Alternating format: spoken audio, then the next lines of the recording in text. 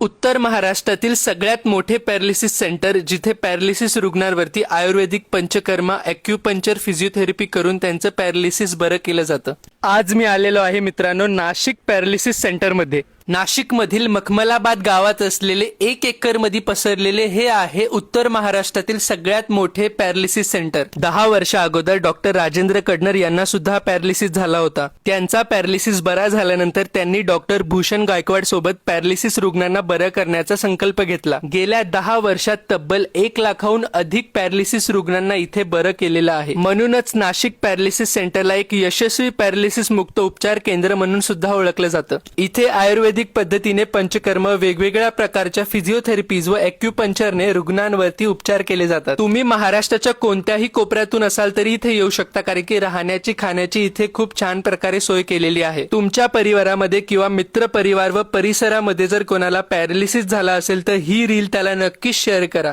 अधिक माहितीसाठी स्क्रीनवर दिलेल्या कॉन्टॅक्ट नंबरवर नक्कीच कॉल करा आणि डिस्क्रिप्शन बॉक्स चेकआउट करा. नमस्कार, मी डॉक्टर राजेंद्र कडनर. येथे ॲडव्हान्स फिजिओथेरपी, ॲक्युपंक्चर, पंचकर्म, प्राचीन पद्धतीने पंचकर्म केले जाते. या सर्व जर ट्रीटमेंट पेशंटला योग्य वेळेमध्ये भेटल्या तर पेशंट लवकरात लवकर रिकवर होऊ शकतो. जर पेशंटला 5 ते 6 महिने लागणार असेल तर आमच्याकडे पेशंट साधारण 20 ते 25 दिवसामध्ये रिकवर होतो.